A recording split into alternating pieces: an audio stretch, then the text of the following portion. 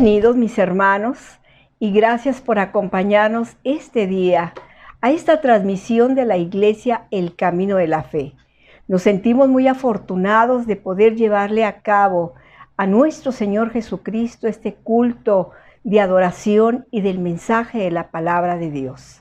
Gracias por estar con nosotros y a nuestros hermanos de la Iglesia les decimos que les extrañamos. Esperamos ya pronto estar en nuestra congregación para que se cumpla lo que dice la palabra. Yo me alegré con los que me decían, a la casa de Jehová iremos. Anhelamos con todo nuestro corazón podernos congregar.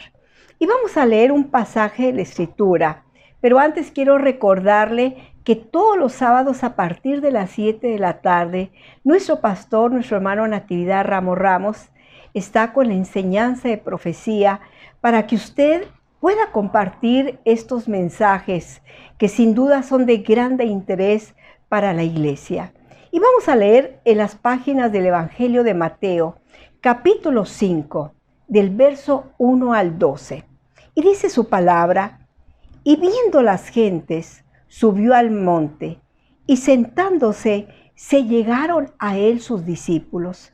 Y abriendo su boca les enseñaba diciendo: bienaventurados los pobres de espíritu, porque de ellos es el reino de los cielos. Bienaventurados los que lloran, porque ellos recibirán consolación. Bienaventurados los mansos, porque ellos recibirán la tierra por heredad. Bienaventurados los que tienen hambre y sed de justicia, porque ellos serán saciados.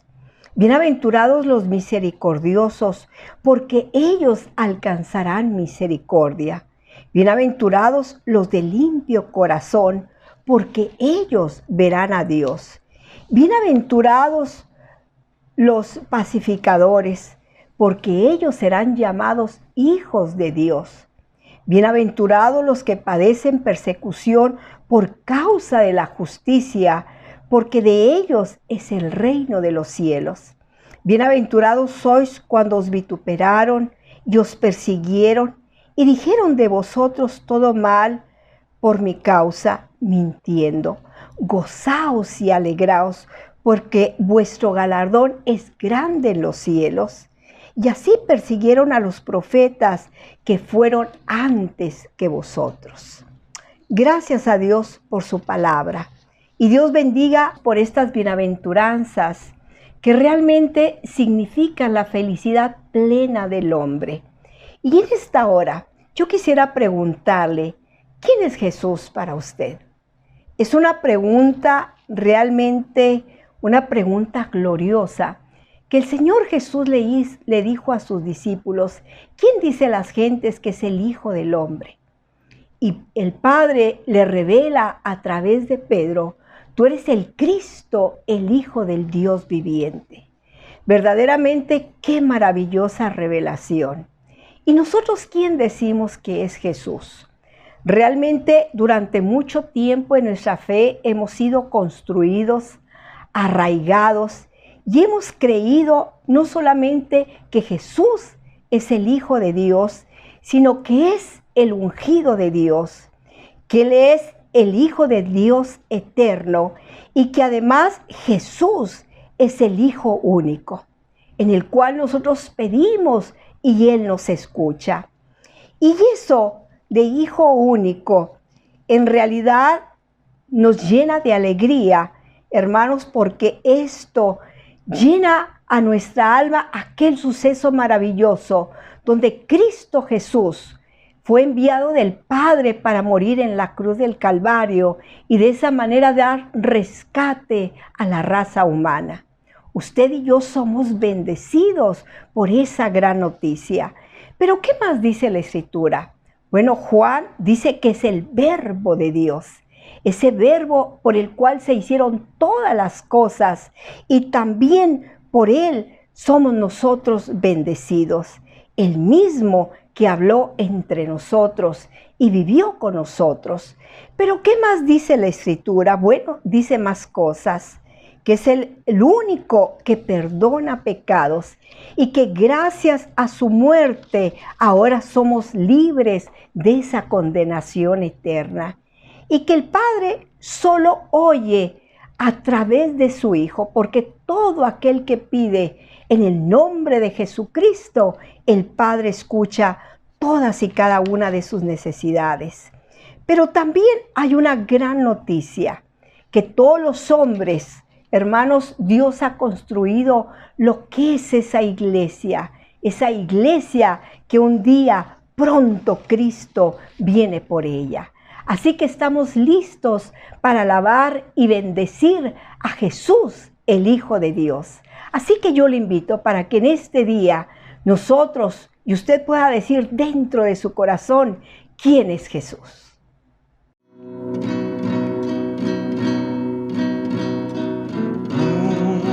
Una mañana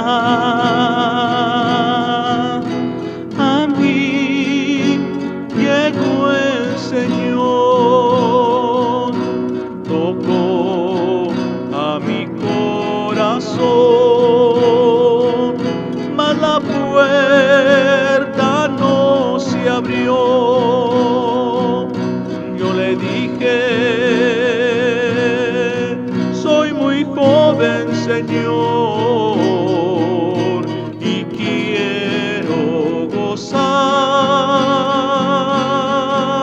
Me miró y se sonrió y muy triste se alejó.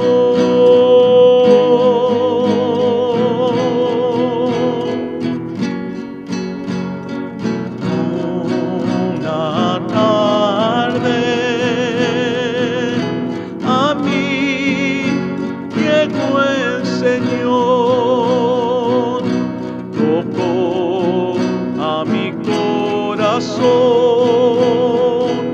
mas la puerta no se abrió. Yo le dije: tengo un amor, Señor, y no lo puedo dejar.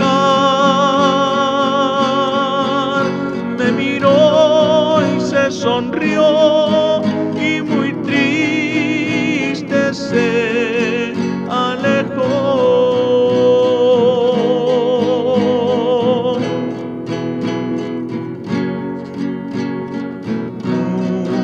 Una mañana a mí llegó el Señor, tocó a mi corazón, mas la puerta no se abrió. Yo le dije: soy muy joven, Señor, y quiero gozar.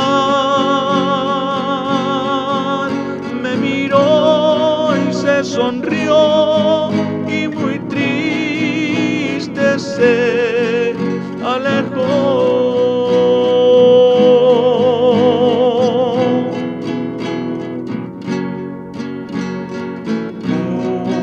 Una tarde a mí llegó el Señor, tocó a mi corazón, mas la puerta no se abrió.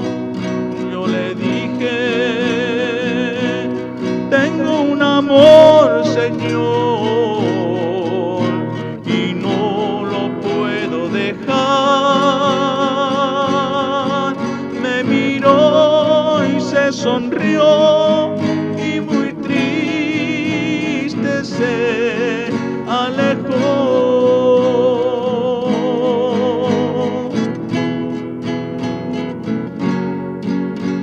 La noche ha llegado y empieza a oscurecer. Mi cuerpo ya cansado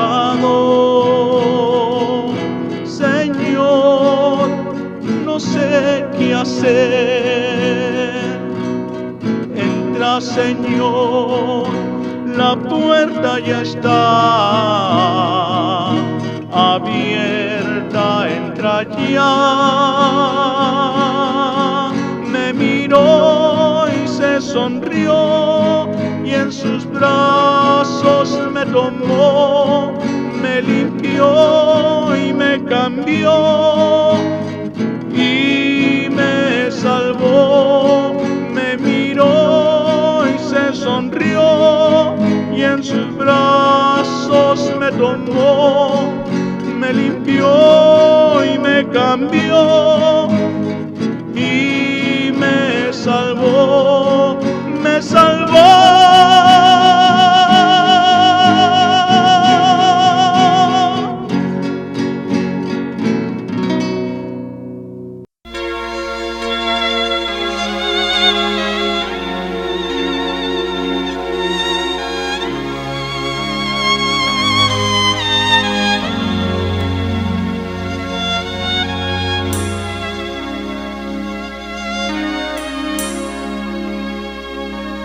Oye, amigo mío,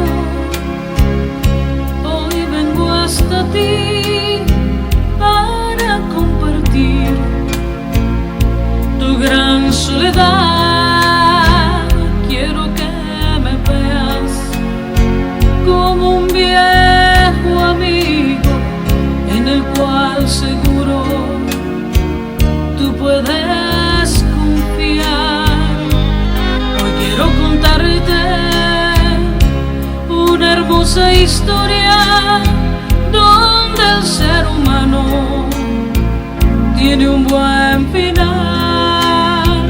Esta historia empieza en el año 0, y aunque pase el tiempo siempre sigue igual. Yo he venido a dar vida,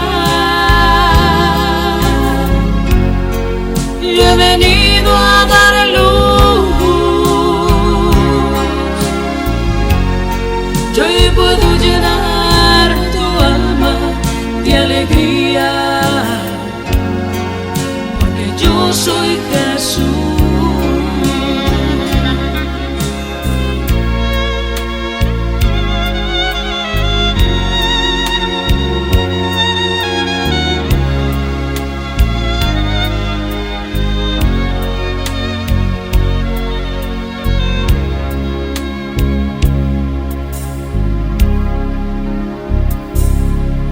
Que tu puerta fueron muchas veces a charlar contigo, pero nunca estás. Y aunque entre nosotros no puedes mentirme, me diste la espalda y rehusaste hablar. Pero no quisiera seguir mi camino viendo que este mundo te está haciendo mal, que cada momento se hace más pesado. Déjame ayudarte, ya no dudes más. Yo he venido a dar vida, yo he venido a dar luz. Yo hoy puedo llenar tu alma de alegría, porque yo soy Jesús.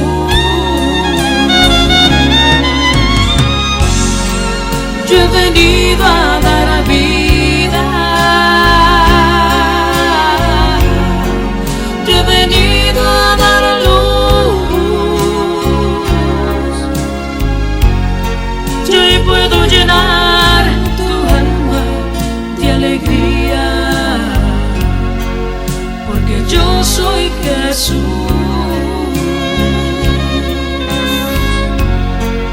porque yo soy Jesús.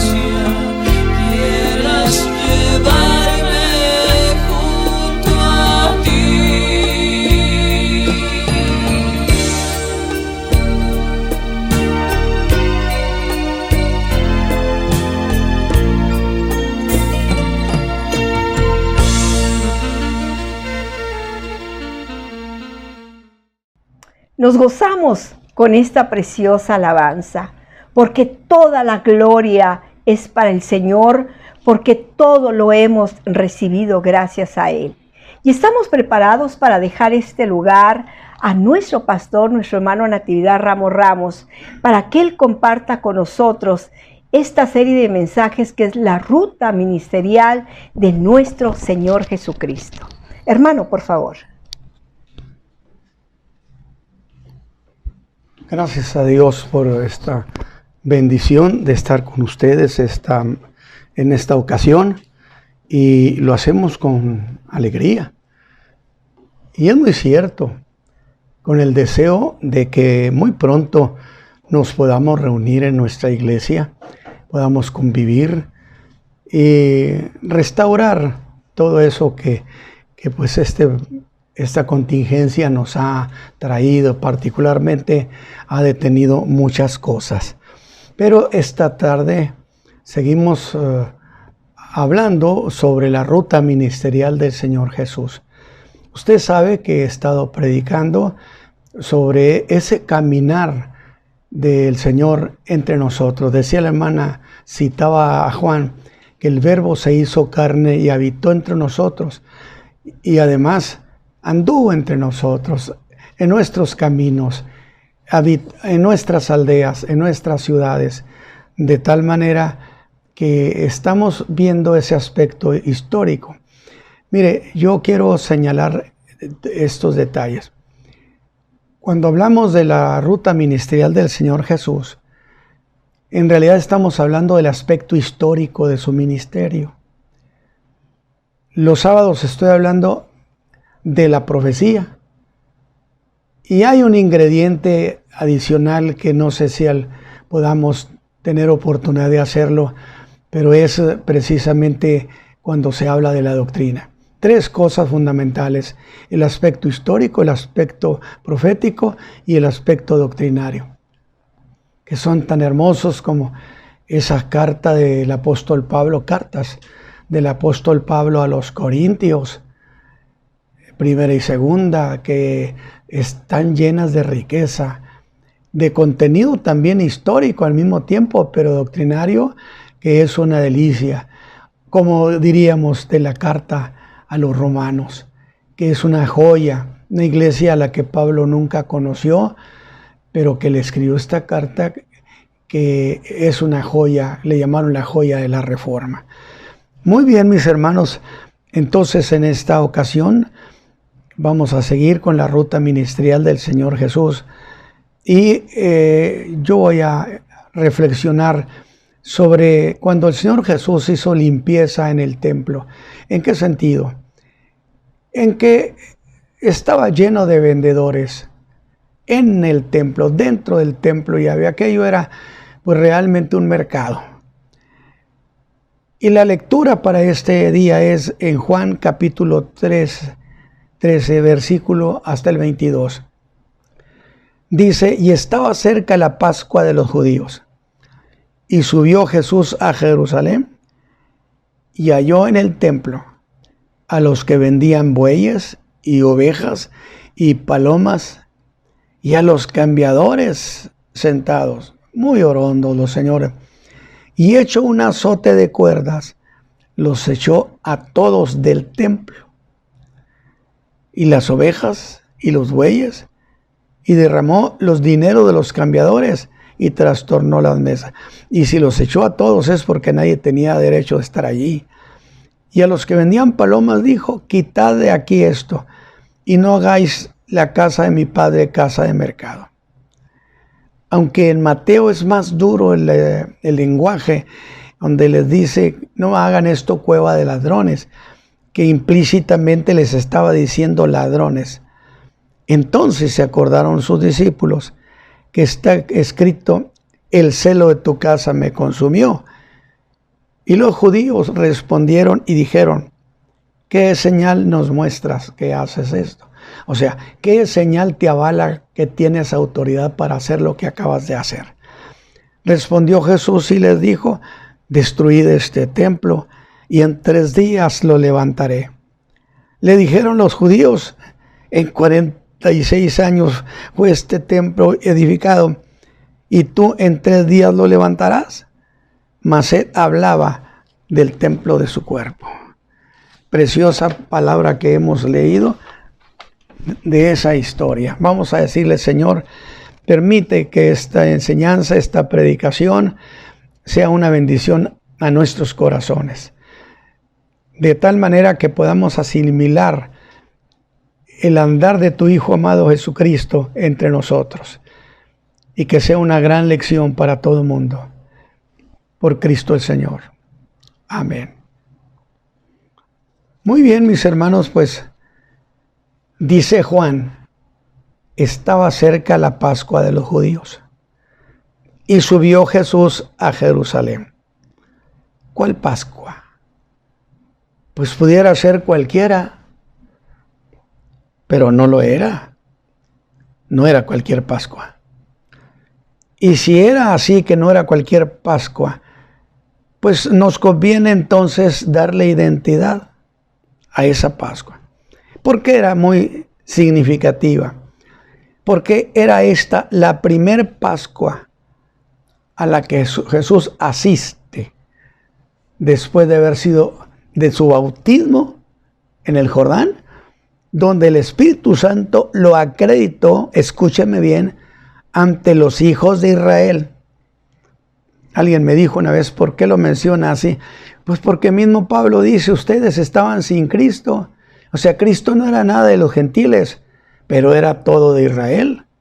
Entonces, por eso lo digo, ante los hijos de Israel lo acreditó como el Mesías, como el ungido de Dios. Ahora, después de esto que ha sucedido, él va a Nazaret. Para mí, entendimiento y mi interpretación, en Nazaret empieza el ministerio oficialmente del Señor Jesús. Porque allí inaugura lo que llamó él el año agradable, leyendo el libro de Isaías. Pero mientras él ha leído esa escritura sobre el año agradable, hace una declaración categórica. Fíjense bien, le dijo: mientras ustedes han estado oyendo, yo lo digo de esa manera, lo que he estado leyendo de Isaías, esa profecía se ha cumplido. Señores, el año agradable ha llegado, acaba de llegar. Es el banderazo de la ruta ministerial del Señor Jesús de manera oficial. Y por todo esto, con toda libertad puedo decir, allí empieza su ministerio para hacer una realidad ese año agradable, donde tanta gente fue ayudada y bendecida. Bueno, era lo que Juan había dicho: el reino de los cielos se ha acercado. Y si ese reino se ha acercado, pues es un reino que trae grandes beneficios. Y si el rey anda cerca también, pues el rey tiene grandes beneficios. Pero volvamos a esa Pascua.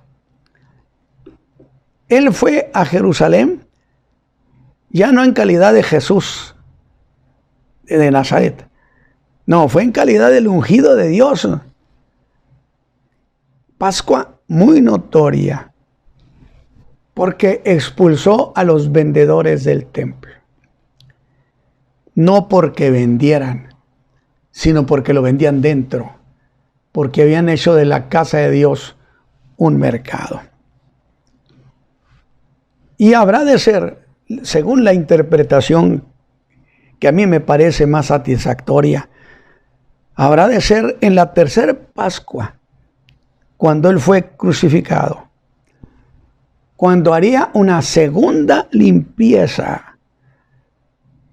Ahora, voy a decir esto porque sé las formas de pensamiento diversas que hay entre los intérpretes. Voy a hacer esta aclaración.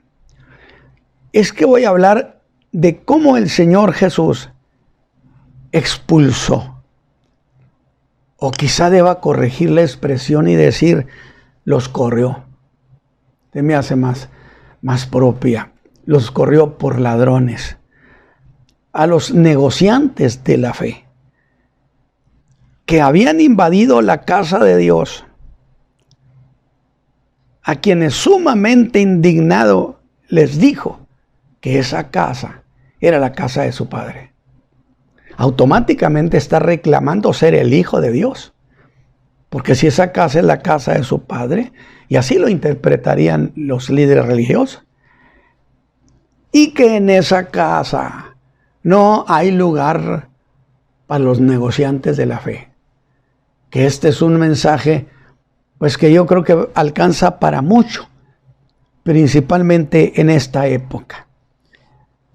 Y aunque hay distintas interpretaciones, diré que para la tercera Pascua de su vida ministerial,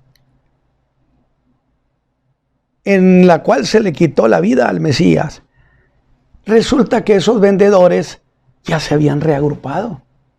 Volvieron a las andadas y de nuevo los expulsó en aquel llamado lunes de autoridad, cuando viniendo a Jerusalén tuvo hambre y había una higuera muy frondosa, muchas hojas hermosas que prometían que tenían fruto, pero al no encontrar fruto la maldijo, precisamente por no tener fruto, por simular que tenía lo que no tenía. Y en lo personal,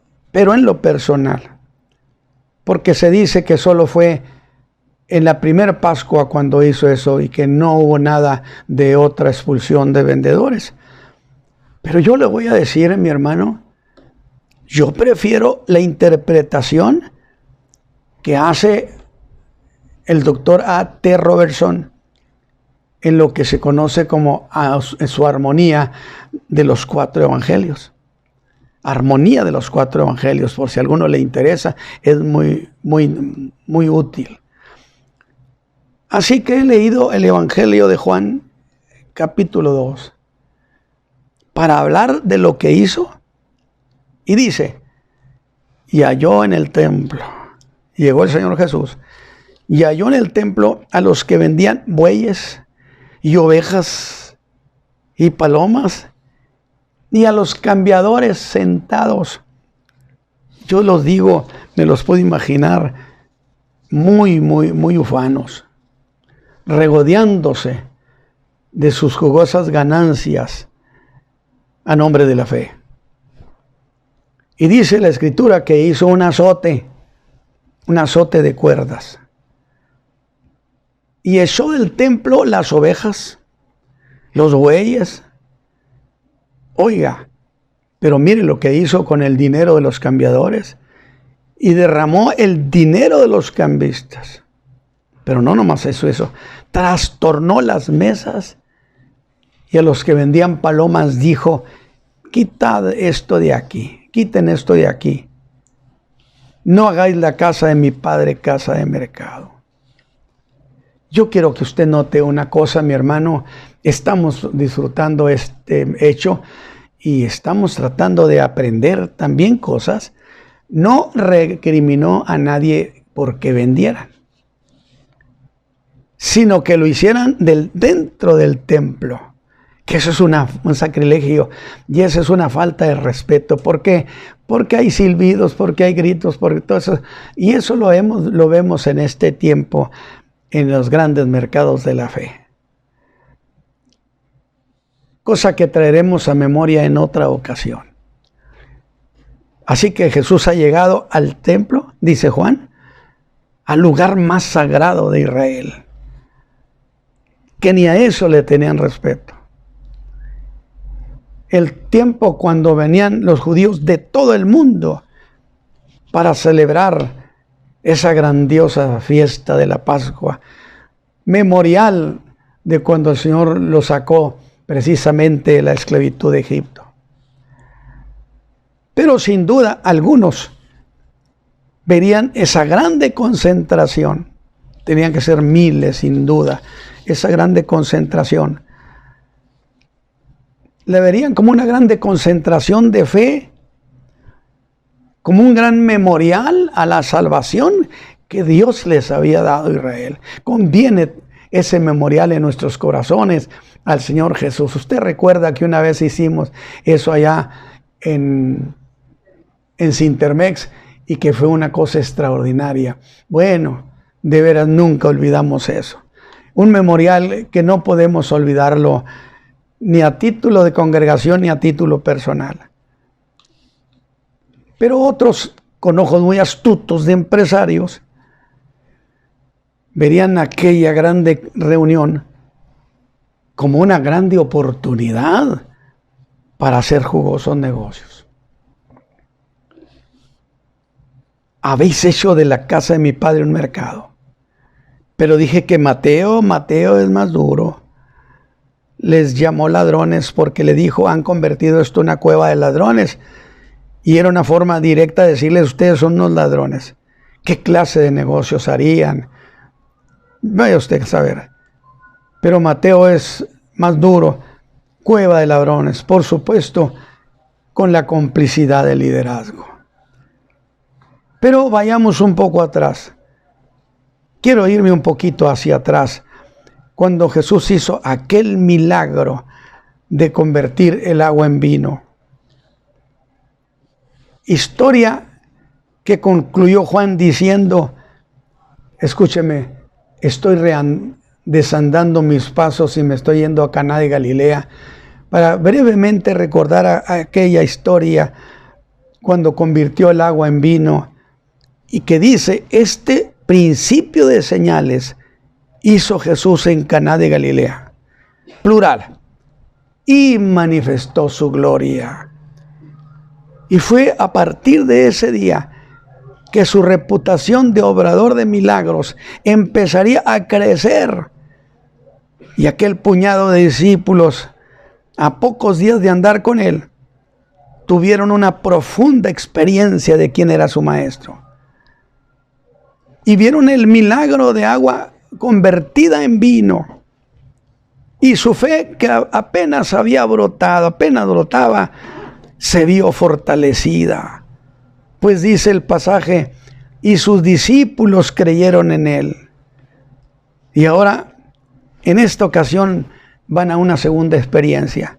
Porque la vida del creyente es una vida experimental. Usted tiene tantas cosas que contar, mi hermano.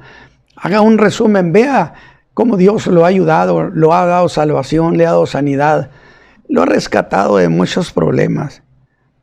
Y dice, y sus discípulos creyeron en él. Pero ahora van a una nueva experiencia. Van creciendo en esa fe. ¿Y qué sucedió? Dice el verso 12, que de allí descendieron a Capernaum.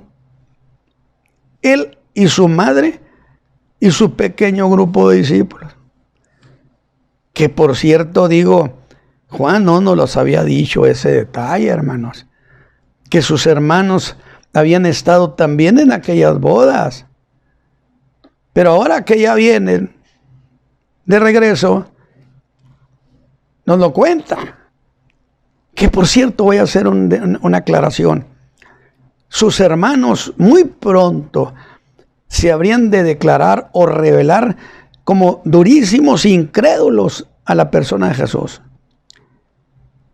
Aunque después que Jesús se ha ido a su Padre, dice el libro de los Hechos,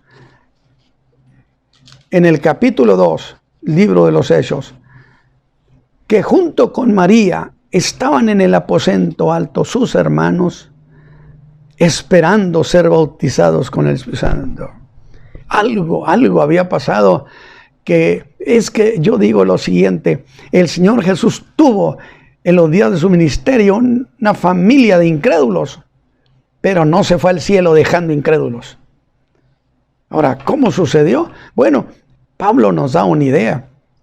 Cuando Jesús ha resucitado, dice que se apareció a más de 500 hermanos y luego se le apareció a Santiago.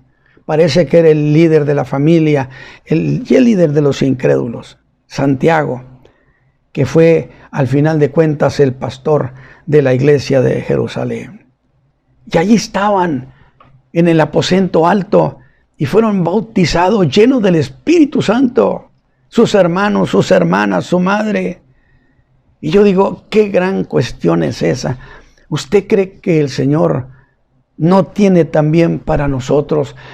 Yo digo porque muchas veces los creyentes, y esto se los digo, muchos de ustedes tienen mucha pena, porque sus hijos no han querido aceptar el Evangelio de Jesucristo. Sencillamente se declaran incrédulos, acérrimos, a veces enemigos de esta fe. Usted no se preocupe, hay promesa, cree tú en el Señor Jesucristo y serás salvo tú y tu casa. ¿Y qué sucedió? No se dice qué es lo que trató con Santiago, pero a partir de haber visto a Jesús resucitado, el hombre creyó en él como el Hijo de Dios. Y se fue al cielo. Ciertamente tuvo hermanos incrédulos, pero no se fue al cielo dejando familia incrédula. Por lo tanto, usted si tiene familiares incrédulos, hijos incrédulos, pero usted da testimonio, un buen testimonio, les enseña lo que dice la Escritura, puede morirse confiadamente que el Señor cumplirá su palabra. Alabado sea Dios. Yo con toda confianza le digo, doble sus rodillas y dígale, Señor, me gustó esta historia, que no dejaste creyentes incrédulos. De tal manera que esto lo veremos en otra ocasión. Dice, estaba cerca la Pascua de los judíos. Y subió Jesús a Jerusalén. Y dice el verso 14, y halló Jesús en el templo a los que vendían bueyes, ovejas, palomas, y los cambistas allí sentados. ¿Qué escena o qué escenario encontró el Señor Jesús? ¿Sabe qué encontró? Un exitoso mercado religioso en la casa de su padre. Y esto lo indignó. Bullicio, irreverencia. Pero quizá algunos digamos, increíble que pase eso. Acuérdese usted que los viejos predicadores, los viejos pastores, incluso no le permitían a los hermanos que llegaran, se sentaran y se pusieran a hacer una platicadera. Decían los viejos pastores, usted llega, doble su rodilla, ore al Señor y pídale que nos bendiga. Deje la platicadera para cuando usted salga. Pero las iglesias son precisamente eso, un mundo de platicadores. Increíble que pase eso, no debía de pasar. Que la fe sea sacrificada por las consignas del mercado. Pero esto que estamos leyendo que encontró Jesús, pues es un mal contemporáneo. Hoy en la casa de Dios se hace eso y yo sostengo que son posturas irreverentes. A veces hay silbidos, gritos y más. Pero piense en esto, que cuando se hace mercado con la fe, los vendedores siempre encuentran cómo justificarse, invariablemente. Y la pregunta en este caso de Jesús, ¿cómo se justificaría? Bueno, lo justifican siempre como un servicio conveniente. Pero será una razón muy valedera la que den para hacer buenas ventas a nombre de la fe. Dirían, allí en Jerusalén justificarían su mercado. Es que muchos de las gentes vienen de lejos, de otros países, y ellos vienen a hacer ofrenda al Señor. Pero ¿cómo van a venir cargando desde otros países animales? Corderos, bueyes, palomas. Visto así, era un servicio conveniente. Porque ahí compraban los animales para el sacrificio. Pero eso no sería el problema, ni era el problema. el Señor Jesús no les recriminó que vendieran, dije, sino que lo hacían en la casa de Dios. Porque dice muy claro el verso 14, que los halló dentro del templo. Esa era una cuestión sacrílega. Por aquí, por allá, se gritaban las ventas. ¿Quién se iba a acordar de lo que es sagrado? Cuando el mercado irrumpe, ¿quién se va a acordar de las cosas espirituales, hombre? Nadie. Oiga, estamos hablando de los que vendían bueyes, ovejas y palomas. Oiga, pero los cambistas. Sí, diría usted, los cambistas. Esos sentados, muy ufanos. Ellos cambiaban las monedas del imperio en monedas sagradas, con las que se pagaba el impuesto del templo. Ahora esto me recuerda la cantidad de cosas que hoy se venden en la casa de Dios, en el mercado de la fe cristiana. Así que Jesús halló en el templo que no lo consideraban ya casa de oración, sino casa de mercado. Y es entonces cuando el Señor Jesús daría a Jerusalén testimonio de quién era Él. Imagínense si eso sucediera en nuestros días. Dice Juan que hizo un azote de cuerdas. ¿Sí? Y yo digo, luego se proponía entonces azotar a la gente. Piense eso. Hizo un azote de cuerdas. Se proponía entonces azotar a la gente. Usted dice, no podía ser un simulacro. Quizá usted pensando en una especie de látigo. Pero mire esto. ¿Cómo era ese azote? Según historiadores, dicen que era un pequeño azote trenzado, conocido como flagelium, que se usaba para aplicar castigo público. Y si era eso, ¿acaso lo usó el Señor con alguno? No dice eso la Escritura. Y si no hizo eso, entonces ¿para qué el azote ese? Pequeño azote, flagelium.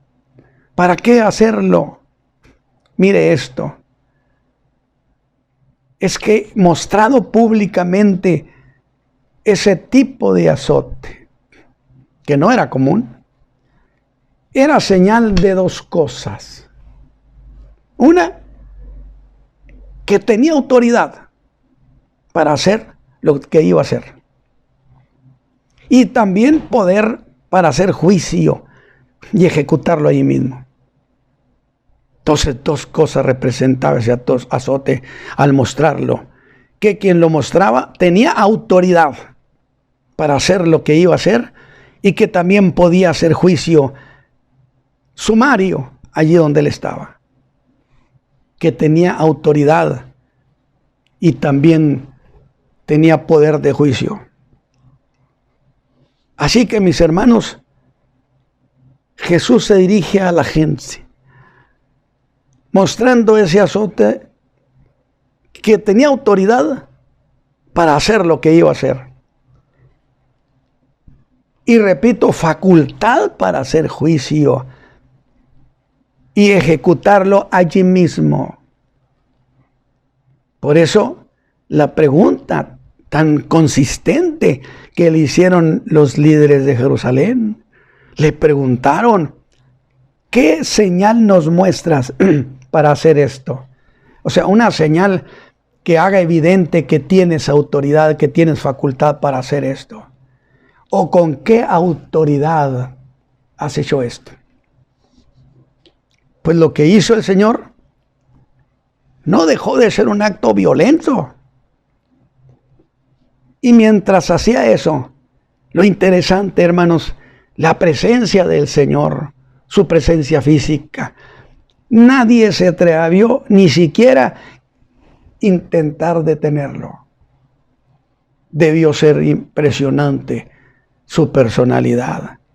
Nadie lo llamó usurpador, a pesar de que dijo que esa casa era la casa de su padre. Nadie lo calificó de usurpador. Echó fuera a todos los que vendían bueyes y ovejas. En cambio, a los que vendían palomas, fue más suave. Le dijo, quítenlo ustedes, quítenlas de aquí. Yo siempre me he acordado del pasaje que dice que aún el gorrión y la golondrina hayan nido para sí, donde pongan sus polluelos en sus altares, oh Jehová de los ejércitos. Ellos eran aceptadas, pero con qué ternura les dijo, a estas quítenlas ustedes de aquí. Pero mire cómo les fue a los cambistas. Dice que derramó los dineros de ellos. Vamos empezando a ver una escena violentísima. Y trastornó las mesas. Otra versión dice, mis hermanos, esparció las monedas y volcó las mesas. Aventó las monedas, las esparció y luego a las mesas les dio vuelta. Y yo digo, aquello debió ser un escándalo. Trastornó y volcó las mesas. Y ese acto, quiero enfatizar, ese acto, porque fue escrito en griego, koiné, ese acto en griego significa derramar lo que está junto. Yo quiero pensar derramar lo que los cambistas lo tenían muy acomodadito en bolsas. Desparramar lo que está junto. Por lo que me siento autorizado para interpretar. Esta es la idea que yo tengo, imagínense. Yo tengo la idea de cómo tomó las bolsas del dinero y puedo verlo haciéndolas girar y de repente lanzarlas fuera del templo hasta la calle. Allá entre la gente se reventaban las bolsas, quedó todo esparcido. Yo puedo imaginarme con cierta ironía o agradable que la chiquillada corrió a quedarse con recoger el dinero que estaba esparramado. O la gente, oiga, ¿podrían los cambistas recuperar algo de aquello? Vean entonces lo que estaba sucediendo con el Señor Jesús. Puedo decir, aquel fue un día malo para los vendedores de la fe. No se le desea mal a nadie, pero por lo menos que no vendan nada a los vendedores de la fe. Que no comercien. Pero me vuelven a decir, oiga, ¿y los cambistas? Pues que haya un día malo en términos de ganancias, de utilidades. Para estos ya fue un día de desastre. Perdieron todo lo que habían llevado. Sí, es cierto. Y pareciera que hasta ahí quedó todo. Pero no, esto no había acabado todavía con ellos. Levantaban las mesas. Espantados, yo creo que los cambistas lo veían que estaba haciendo. Y sobre las mesas sin duda había quedado dinero. Y sin darles tiempo a recoger nada de lo que allí quedaba todavía, volteó las mesas. ¿Y qué es eso? Qué interesante. Mire, me alegra esta figura tan encantadora, que en griego significa que a las mesas las puso patas arriba. Alabado sea Dios. No quedó nada sobre la mesa, las puso patas arriba, para que no les quedara nada que recoger. Las manos de los cambistas se quedaron vacías. Pero hay algo más que me llamó la atención. la palabra griega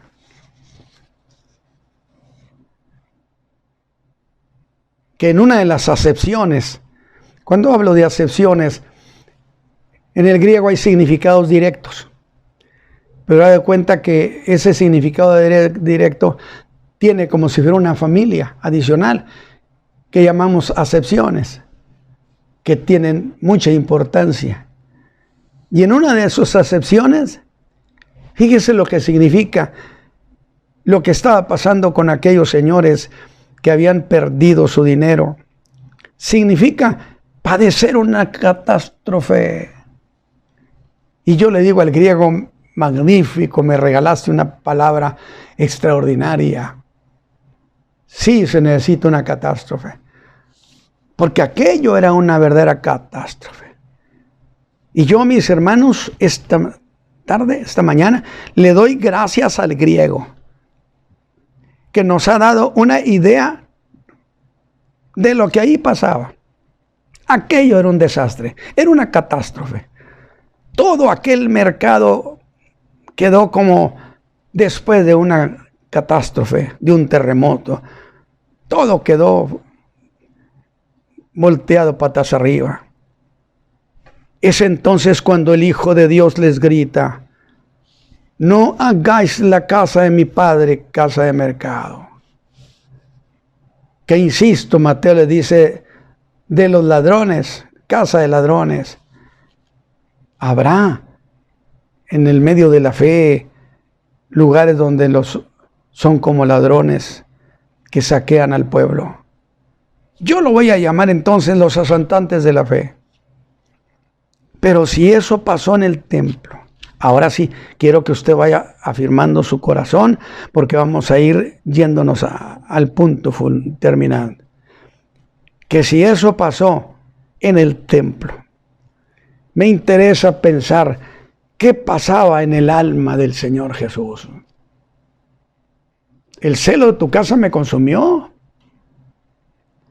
que es muy expresivo, pero es expresivo de lo que pasaba dentro de él. Los pensamientos, las emociones, la pasión que hubo dentro de él. Mire, eso lo predijo el Salmo 69:9. El celo de tu casa me comió. Y en otra versión dice, me consumió. Mis hermanos, dos frases que expresan lo que pasaba en el alma del Señor Jesús. Y esto es lo que a mí me interesa señalar en este mensaje. ¿Qué pasaba en el alma del Señor Jesús? Esto que he leído del Salmo en hebreo significa estar enardecido. ¿Qué le parece? El Señor Jesús estaba apasionado, indignado, profundamente indignado, a grado tal que en el hebreo significa enrojecerse intensamente. Cuando decimos se le puso el rostro colorado. Y ponga cuidado a esto. Cuando usted dice de alguien, la sangre se agolpó en su cabeza y se mostró en su rostro enrojecido. ¿Qué le parece a usted de la inconformidad que se levantó en el corazón de Jesús, que parecía nada más sacar los bueyes, las palomas, los cambistas, y ahí no. Lo importante qué pasaba en el corazón del Hijo de Dios.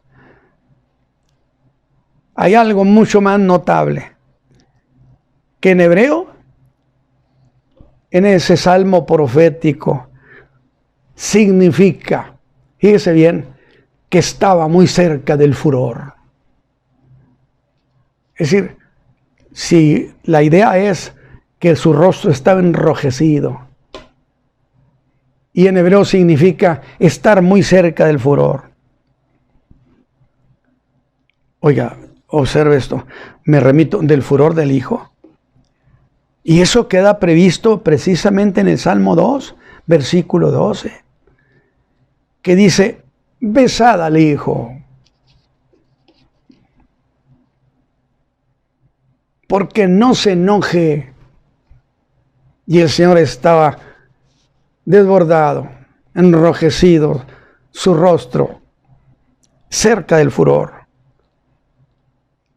No permitas, bésalo para que no se enoje y perezcáis cuando se encendiere un poco su furor. Un poco su furor. Entonces ahora sí piense el escenario tan distinto. ¿Qué momento fue ese momento que las gentes no se dieron cuenta que ese día estuvieron en un momento de alto riesgo? Porque si se enciende un poco su furor, dice, no perezcáis cuando se encendiera un poco su furor. Indignado por el agravio que habían hecho a la casa de su padre. Aunque los vendedores y los líderes religiosos y mucha gente lo entenderían solamente como un día de pérdida de dinero. Yo quiero que grabe usted entonces esa escena. El Señor estaba a punto de furor. Y la gente estaba en alto riesgo. Porque además de tener autoridad, tenía el derecho de juicio sumario y a ejecutarlo ahí mismo. Podían haber perecido. Sin embargo, la misericordia de Dios lo llevó a prácticamente a disculparlo o a perdonarlos para no hacer eso. Porque no solo estuvo en riesgo su vida temporal, sino estuvo en riesgo la misma eternidad de toda esa gente. Eso creo que nos ha dado un cuadro muy dramático de lo que pasaba con el Señor Jesús. Grábeselo esto en su corazón. Su rostro estaba enrojecido, estaba a punto del furor. Y cuando eso sucede, puede haber un juicio sumario. Por eso le dije que mostrar un azote así no era para golpear precisamente, aunque se podía hacer. Era para decir, tengo autoridad para hacer lo que voy a hacer y puedo hacer juicio sumario aquí mismo. El Hijo de Dios. Era indignación que le devoraba. Pero, ¿qué significa eso? Que al agravio a la casa de su padre consumía su organismo. Pero hay también otro lado que es lamentable. Que los hombres padezcan en su alma una insensibilidad crónica y por lo tanto incorregible.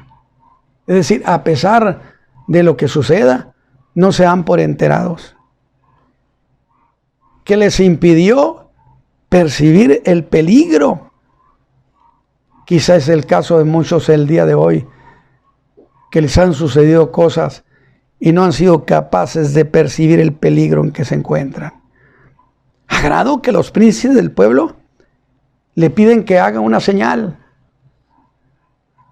para probar que tenía derecho de hacer lo que estaba haciendo o lo que había hecho. Algo así como, ya que mostraste indignación y tomaste ese azote para reclamar autoridad y capacidad de juicio, y te presentaste como hijo de Dios, porque este era el caso, era la casa de su padre. Si tienes autoridad, entonces haz una señal que nos convenza. Siempre dice alguien, que Dios haga una señal y me convenzo. Aunque haga más señales, no se convence el que no quiere ser convencido. Y dice, haz una señal, y él dijo, destruyan este templo. Por supuesto que no iban a hacer eso, los dejó encerrados. Destruyan este templo y en 3 días lo reedificaré. Pero dice Juan, a que hablaba del templo de su cuerpo. Respuesta que le debió parecer extravagante. Y allí profetiza que su cuerpo ciertamente sería destruido por la muerte, pero que se levantaría al 3er día. Esa es la señal para el mundo entero de que es el Hijo de Dios, de que es el perdonador, el Salvador del mundo, que Jesús está vivo el día de hoy, que se levantó entre los muertos y vive el día de hoy eternamente. Por lo tanto, yo quiero que esta tarde usted considere lo que le ha sucedido. Si usted tiene cierto temor por lo que le está sucediendo, entonces acérquese al Hijo de Dios. Dice la Escritura, besad al Hijo. Y si usted lo adora, besa al Hijo de Dios, lo reconoce como a quien el Padre envió y lo recibe como su Salvador. Esta misma tarde las cosas pueden ser cambiadas por Cristo Jesús, el Señor nuestro. Padre Santo, qué grande historia. Qué detalles tan fuertes. A punto de furor. Estar con el rostro enrojecido. Padre Santo, permite que estas cosas se graben en el alma y pensemos que tu Hijo amado Jesucristo tiene una vida emotiva, pero que nosotros con nuestra obediencia podemos alegrarle, porque Dios se alegra en sus hijos, en quienes lo aman, y cualquiera que ama al Hijo dice que es amado de su Padre. Allí donde está usted, invóquelo y dígale: Señor, doblo mi rodilla delante de ti.